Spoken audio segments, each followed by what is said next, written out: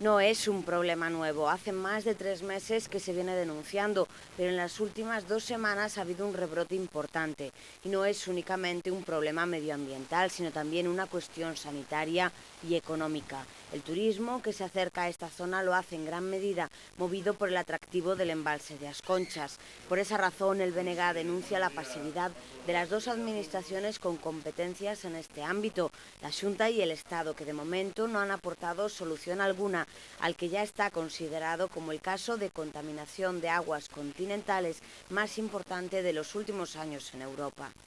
Hai que ir ao fondo do problema e esa é unha das reclamacións que nos lle facemos a estas dúas administracións. Hai que identificar claramente cales son os axentes contaminantes que están provocando esta explosión de algas. E hai que identificar cales son os focos onde se produce esa contaminación e buscar solucións para o que temos hoxe, para o problema de contaminación que xa temos hoxe, e para que este problema non se repita en anos vindeiros. La contaminación del embalse ha mermado considerablemente los ingresos de muchas de las empresas que surgieron en la zona relacionadas con el turismo. Los vecinos no entienden esa pasividad que denuncian los nacionalistas.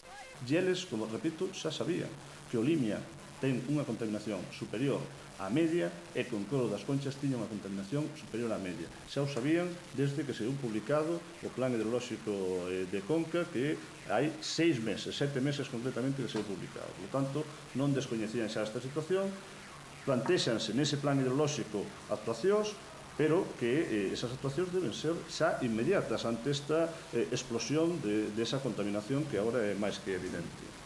El olor es insoportable, el baño se desaconseja y las manchas se mueven de un lado al otro del embalse.